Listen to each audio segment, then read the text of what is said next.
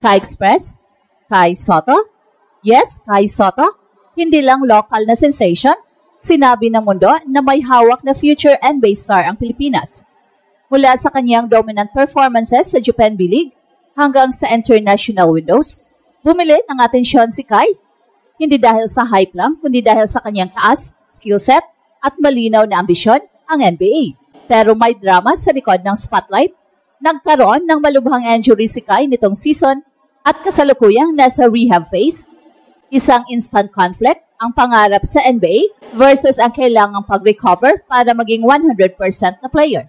Ang injury na ito ay nag-push sa kanya na i-prioritize ang long-term healing kesa agad-agad na returns. Ito ang bahagi ng kwento na nagpapainit sa puso ng mga Pinoy, ang struggle ng isang pambansang pag-asa na kailangang magpahinga para bumangon ng mas malakas. Well, sa kabila ng mga setbacks, may malinaw na signal na hindi nawala ang interest ng mga malalaking liga at scouts. Napakita ng maturity si Kai sa pagbalik niya sa Japan at ang kanyang pag-resign para sa susunod na Japan B-League season. Isang pragmatic move para mag-stay competitive at magpatuloy sa development habang nakafocus sa rehab. Ito ang taktika ng modern prospects: play smart, heal right, then strike. At global impact, malaki. Ang bawat update ni Kai ay sinusubaybayan ng mga NBA watchers, Pinoy diaspora at international scouts, hindi lang para sa stats kundi para sa narrative. Isang 7'3" Pinoy na may NBA ceiling. Kung bumalik siya na mas malakas, hindi lang ang gilas makikinabang, magiging simbolo siya ng bagong daan para sa mga Pinoy prospects, path to the NBA through Asia, grit at long-term planning. Ginulat ang mundo? Oo, pero ang pinaka-importante, rally the nation to believe again, mula sa heartbreak, ang kanyang injury, patungo sa pag-asa, ang kanyang comeback. Si Kai ang pinakamalinaw na halimbawa ng loss to legacy. Siya ang dahilan para muling maniwala ang mga kabataan na ang NBA dream ng Pinoy ay hindi imposible. Kailangan lang ng tiyaga, tamang plano, at pagsasakripisyo. Handa na ba tayong sabayan si Kai sa kanyang pagbangon at i-claim ang susunod na global chapter ng Filipino basketball? Hindi na ito kwento ng bata ng Manila. Ito na ang kwento ng Kai Soto na ginagalang na sa buong mundo ng basketball. Mula sa Ateneo Games hanggang sa FIBA at international courts ng Japan, unti-unting binubura ni Kai ang stereotype na too soft o too raw ang mga Pinoy big men. Sa kanyang bawat rebound, sa bawat block at bawat dunk, pinatunayan ni Kai na kaya ng isang batang galing sa Las Piñas na lumaban sa mga higante ng mundo. Ngayon, habang ang buong mundo ay nakatingin sa mga bagong NBA prospects, sinisingit ang pangalan ni Kai sa mga scouting radar. Hindi lang dahil sa height na 7'3", kundi dahil sa bagong weapon sa kanyang arsenal, mas malinis na footwork, mas mataas na basketball IQ, at mas kontroladong galaw sa ilalim. Ang dating project ngayon ay unti-unti nang nagiging produkto. Pero sa likod ng lahat ng ito, may malaking hamon, ang injury. Nitong January, nagkaroon ng ACL tear si Kai na nagpahinto sa kanyang momentum. Marami ang nagduda kung makakabalik pa siya sa parehong forma. Pero imbis na mawala sa spotlight, mas lalong tumitibay ang narrative, ang kwento ng pagbabalik. Kai turned his setback into motivation. Habang ang iba naglalaro, siya naman nagtatrabaho sa gym araw-araw para muling maramdaman ang hardwood ng court na kanyang minahal. Sa ngayon, nasa advanced stage na ng recovery si Kai. Muling nagpakita ng mga workout sessions sa Japan kasama ang mga trainers ng Koshigaya Alphas at ayon sa mga insiders, stronger than ever ang katawan ni Kai at mas determined siyang patunayan na hindi lang siya hype, isa siyang simbolo ng Pinoy perseverance.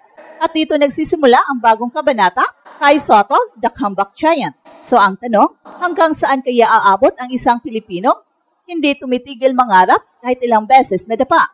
Pagkatapos ng injury, maraming nagsabi na tapos na raw ang momentum ni Kai. Pero mali sila. Dahil habang ang ibang prospects ay naghahabol ng exposure, si Kai naman ay naghahabol ng pag-mature bilang tunay na professional. At dito nagsimula ang panibagong yugto ng kanyang kwento, ang tahimik na pagbabalik na ginulat maging ang mga scouts ng NBA. Ayon sa mga insider reports mula Japan, hindi lang basta nag-rehab si Kai, nagpalakas siya. Pinaganda niya ang balance, nagtrabaho sa mobility drills at nag-upgrade ang shooting mechanics para maging mas stretch-type center. Isang trainer ng Koshigaya Alphas ang nagsabi, he's leaner, quicker, and more confident than ever before. At sa mga closed-door practices, naroon daw ang mga scouts mula sa iba't ibang bansa, interesado kung hanggang saan aabot ang transformation ng 7-3 Pinoy Prodigy. At habang nangyayari ito, muling lumalakas ang bulong kay Soto sa NBA Summer League 2026. Maraming teams ang tumitingin, kabilang ang mga dating interesado sa kanya tulad ng Orlando Magic at Utah Jazz. Mga organisasyong kilalang mahilig sa long-term development prospects. Kapag magkataon, magiging isa ito sa pinaka-importanteng turning points ng karera ni Kai at ng buong Philippine basketball history. Sa gilas naman, ramdam pa rin ang impact ng pagkawala ni Kai, pero ayon sa coaching staff, si Kai ang isa sa mga dahilan kung bakit nagbago ang sistema, mas modern spacing, mas mabilis sa transition, at mas tiwala sa young bigs gaya ni AJ Edo at Kevin Cabao. Dahil kahit wala sa loob ng court, Kai's presence shaped the system. Siya ang blueprint ng bagong gilas, long, smart, at global ready. So ngayon, habang papalapit ang kanyang full recovery, bumabalik na rin ang hype. Mga foreign analyst mismo ang nagsasabi, if Kai gets back to form, he's not just a story, he is a statement. So ngayon, unti-unti nang nabubuo ang narrative ng pinaka-inaabangang comeback ng dekada. Kai Soto, mula sa pananahimik ng rehab room, ngayon ay binabalikan na ng mga camera, analysts at mga fans, hindi lang bilang the tallest Pinoy, kundi bilang the next great hope ng buong bansa sa global stage ng basketball. Mula sa kanyang unang hakbang sa UAAP Juniors, hanggang sa mapabilang sa Adelaide 36ers sa NBL Australia, at Hiroshima Dragonflies, at ngayon sa Koshigaya Alphas sa Japan B-League, si Kai ay nagiging simbolo ng bagong henerasyon ng mga Pinoy na hindi natatakot mangarap sa malaki. Hindi lang ito tungkol sa kanyang taas o talento, ito ay tungkol sa mindset, sa paniniwala na kahit galing ka sa Pilipinas, kaya mong lumaban sa mga higante ng mundo. At ngayon, habang nagsisimula na siyang muling mag-practice full speed, may buzz na naman sa international scene. Ang mga scouts mula sa NBA, Asia at Europe ay nakamasid, sinusuri ang kanyang bawat galaw, bawat update, bawat video clip. Hindi na raw ito raw project. Ang bagong Kai ay mas calm, mas decisive, at mas may kumpiyansa. He's finally looks ready, sabi ng isang Asian basketball analyst. If his body holds up, he'll shock the world again. Pero higit sa lahat, may mas malalim na simbolo ang kanyang pagbangon, ang kwento ng bawat batang Pinoy na naglaro sa kalye, bit-bit ang pangarap na minsan ay tinawanan lang.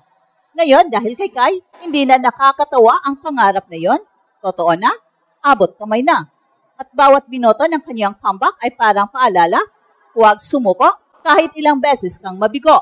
At ito ang Express Info kung saan bawat kwento, ginulat ang mundo. Don't forget to like and subscribe.